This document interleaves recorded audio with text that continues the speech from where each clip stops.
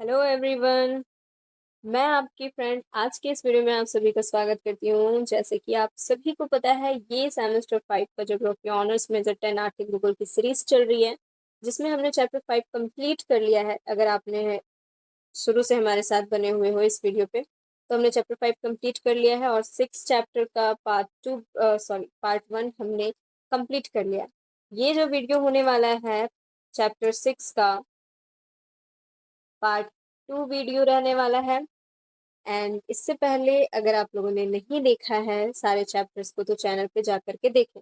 और यदि आप हमारे इस वीडियो पर नए हैं तो वीडियो को लाइक करें, चैनल को सब्सक्राइब करें, ताकि इसकी नेक्स्ट वीडियो की नोटिफिकेशन आपको सबसे पहले मिलेगी। और वीडियो को अपने दोस्तों के साथ भी शेयर करें ताकि उन्हें भी स्टडी में हेल्प हो। तो वीडियो में हमारे साथ बने रहें और चलिए हम शुरू करते हैं। तो छठा चैप्टर हम लोग कर चुके थे, जिसमें परिवहन, व्यापार और आर्थिक विकास हम पढ़ रहे थे, जिसमें हमने परिवहन और उससे जितने भी रिलेटेड थे वो हमने पढ़ा था।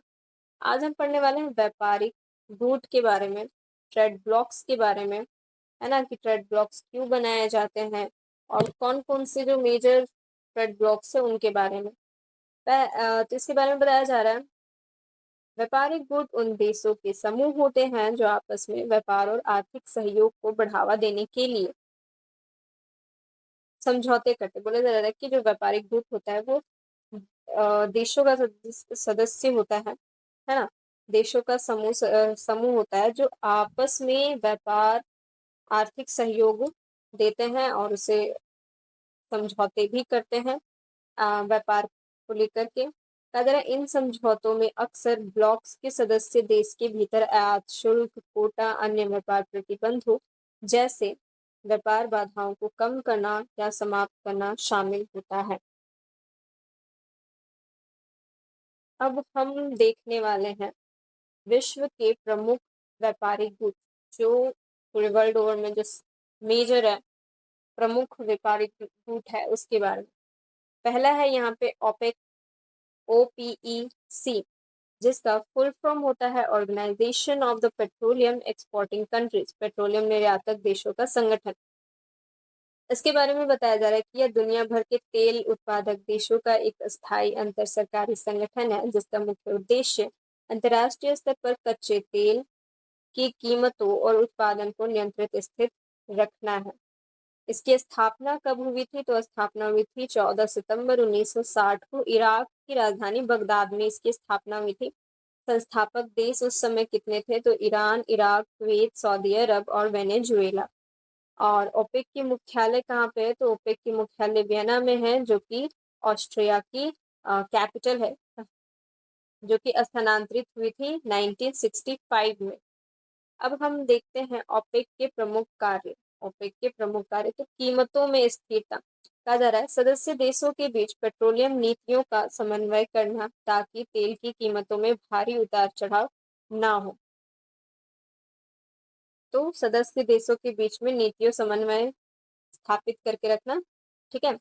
फिर है उत्पादन का कोटा, तेल की वैश्विक मांग को देखते हुए यह तय करना कि कौन सा देश कितना तेल निकालेगा। फिर है लाभ सुनिश्चित करना, उन देशों के बीच में आपस में लाभ सुनिश्चित करना। कहा जा रहा है तेल उत्पादक देशों को उनके निवेश पर उचित लाभ और दुनिया भर के उपभोक्ता देशों को तेल की नियमित आपूर्ति सुनिश्चित करना है। अब हम देखते हैं ओपेक के सदस्य देश, मतलब ओपेक जो संगठन है उसमें सदस्य देश कितने हैं। तो कहा जा रहा है वर्तमान में ओपेक में 12 देश शामिल है। हाल ही में 2014 में अंगोला ने सदस्यता छोड़ दी। मतलब अभी प्रेजेंट टाइम में 12 कंट्रीज इन्वॉल्व है इसमें, जिसमें Algeria, Congo, Equatorial Guinea, Gabon, Iran, Iraq, Kuwait, Libya, Nigeria, Saudi Arabia, संयुक्त अरब अमीरात, वेनेजुएला शामिल है ओपेक में। कहा जा रहा है सऊदी अरब इस संगठन का सबसे बड़ा और सबसे प्रभावशाली तेल उत्पादक देश है। सबसे बड़ा कौन सा है? सऊदी अरब। अब आगे यहाँ पे एक और है, ओपेक प्लस क्या है। कहा जा रहा है ओपेक के अलावा ओपेक प्लस भी एक बड़ा समूह है जिसे 2016 में बनाया गया था। इसमें ओपेक के 12 देश सदस्य देश के साथ-साथ 10 गैर ओपेक तेल उत्पादक देश जैसे कि रूस, ताजिकिस्तान, मेक्सिको आदि शामिल है ताकि वैश्विक तेल बाजार को और अधिक मजबूती से नियंत्रित किया जा सके। कहा जा रहा है कि ओपेक प्लस जो है उसमें ओपेक के अलावा मतलब ओपेक के जितने देश है वो सब भी है, लेकिन उसके अलावा 10 और भी क्या है गैर मतलब ओपेक है, मतलब जो ओपेक में शामिल नहीं थे, लेकिन ओपेक प्लस में वो शामिल हो गए 10 देश जैसे कि यहाँ पे रूस, ताजिकिस्तान और मेक्सिको। ये क्यों बनाया गया? ताकि वैश्विक जो तेल बाजार है उसको अधिक अच्छे से मजबूती प्रदान किया जा सके। वैश्विक प्रभाव, इसका वैश्विक प्रभाव क्या है ओपेक का? तो ओपेक देश मिलकर दुनिया की कुल कच्चे तेल का लगभग 30 से 38% और ओपेक प्लस के साथ लगभग 50% उत्पादक करते हैं। इसके अलावा विश्व के कुल प्रमाणित तेल भंडार का लगभग 80% हिस्सा इन्हीं ओपेक देशों के पास है, जिस कारण वैश्विक अर्थव्यवस्था पर इनका बहुत गहरा प्रभाव पड़ता है।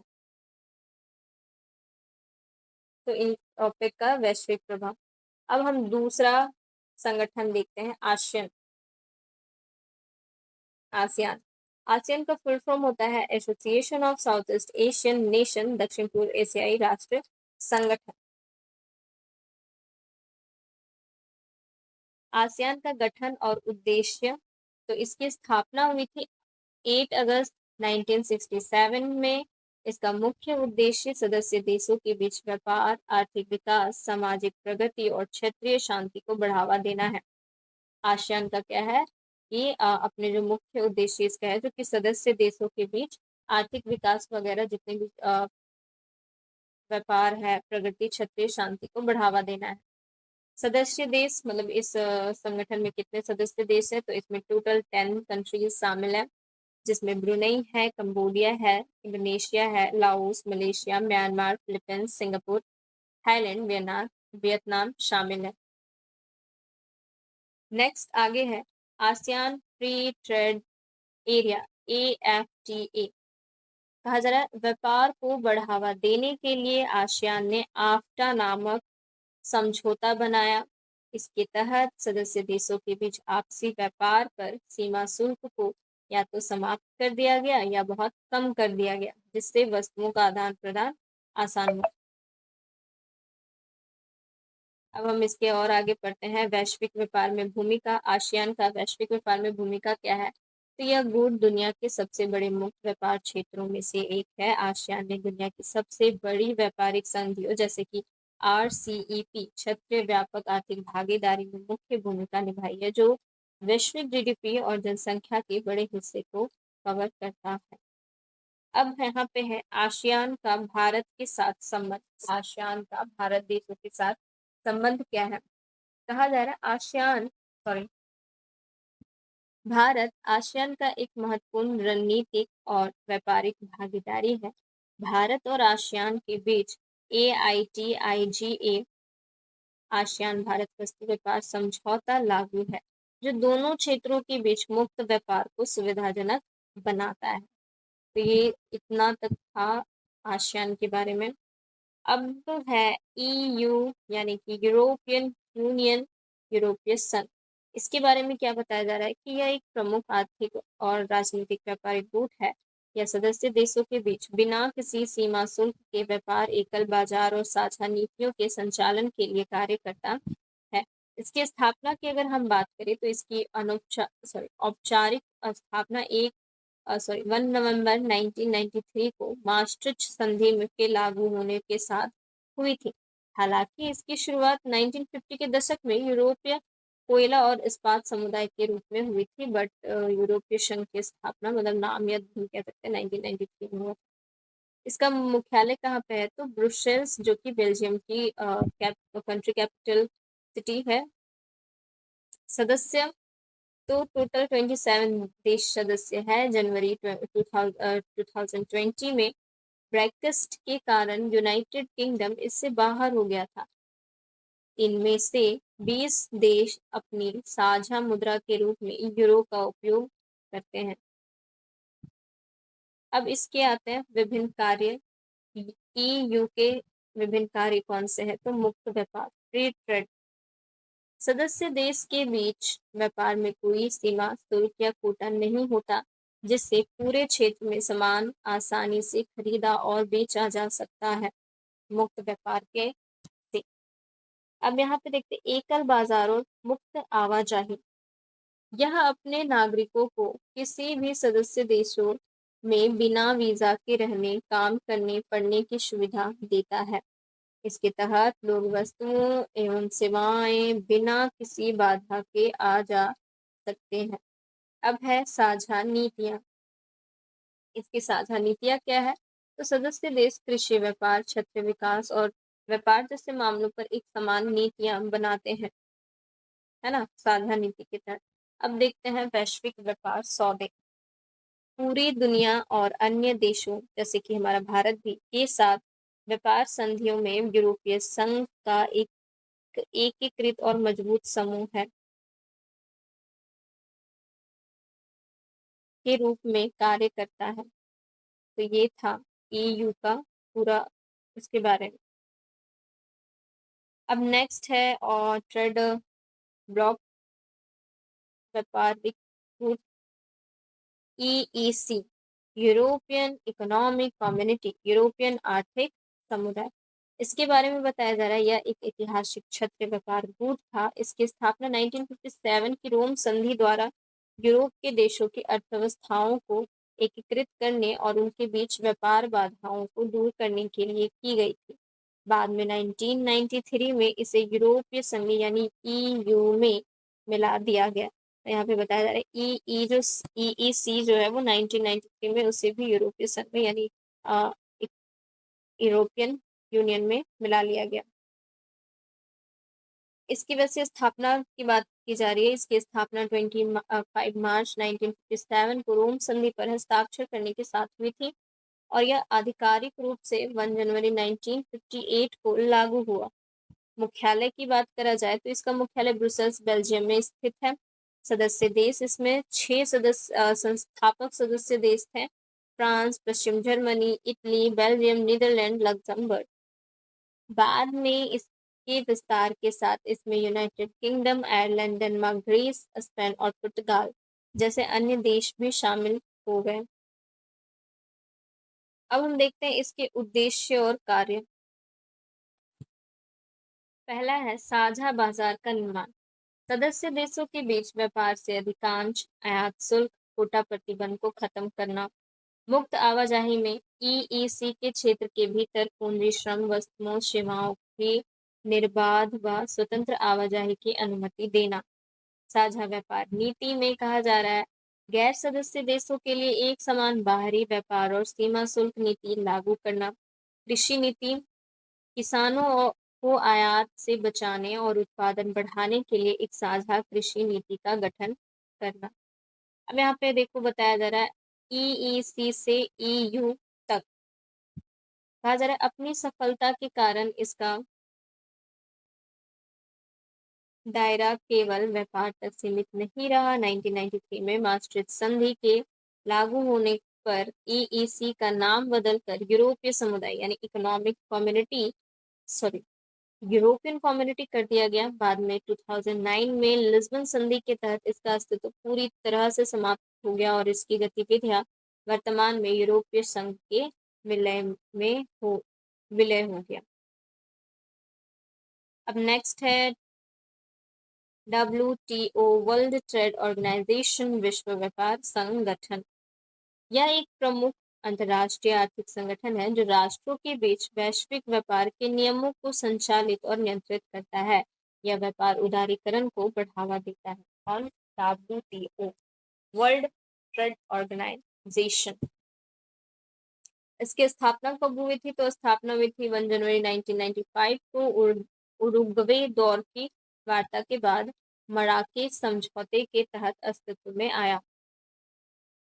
इसने पहले से चले आ रहे टैरिफ और व्यापार पर सामान्य समझौते का स्थान लिया। इसका मुख्यालय कहाँ पे है? तो WTO का मुख्यालय जिनेवा जो कि स्विट्जरलैंड में है।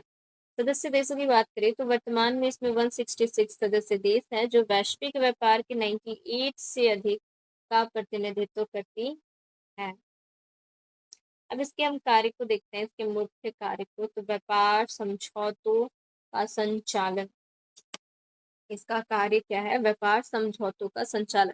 कहा जा रहा है यह वस्तुओं, सेवाओं और बौद्धिक संपदा अधिकारों से संबंधित वैश्विक व्यापार समझौतों को लागू और प्रकाशित करता है। सेकंड में है वार्ताओं का मंच। यह सदस्य देशों की सरकारों के बीच व्यापार बाधाओं को कम करने के लिए बातचीत और मंच प्रदान करते हैं। EU। फिर है विवादों का निपटारा। यदि सदस्य देशों के बीच व्यापार नियमों को लेकर कोई विवाद होता है तो यह एक पारदर्शी तंत्र के माध्यम से उसके समाधान करता है। फिर है व्यापार नीतियों की निगरानी। यह सुनिश्चित करने के लिए कि वैश्विक व्यापार सुचारू और निष्पक्ष रूप से चलता रहे, सदस्य देशों की राष्ट्रीय व्यापार नीतियों की समीक्षा करता रहे। तो इस प्रकार ये हमारा पार्ट 2 यहीं पे कंप्लीट होता है। आगे हम देखेंगे विश्व के आर्थिक प्रादेशिकरण के आधार क्या है, जो कि इसका पार्ट 3 वीडियो में रहने वाला है। और पार्ट 3 वीडियो के साथ चैप्टर 6 जो है वो कंप्लीट हो जाएगा सारा, एंड हमारा इकोनॉमिक ज्योग्राफी जो हम पढ़ रहे थे वो भी पूरी तरीके से कंप्लीट हो जाएगा। तो व्यापारिक गुड्स इतना ही था। OPEC, ASEAN, WTO, EU, EEC, है ना। तो मिलते हैं इसके नेक्स्ट वीडियो के साथ में, नेक्स्ट पार्ट को लेकर के। नेक्स्ट पार्ट होगा हमारा इसका पार्ट 3। इसी के साथ चैप्टर ये पूरी तरीके से कंप्लीट हो जाएगा। एंड फिर नेक्स्ट मेजर पेपर को हम देखेंगे ह्यूमन ज्योग्राफी। एंड हमारे साथ चैनल पे बने रहे, वीडियो पे बने रहे। चैनल को सब्सक्राइब जरूर करें ताकि इसकी नेक्स्ट वीडियो की नोटिफिकेशन आपको सबसे पहले मिलेगी। तो मिलते हैं नेक्स्ट वीडियो के साथ में, तब तक bye, take care and good luck for your study.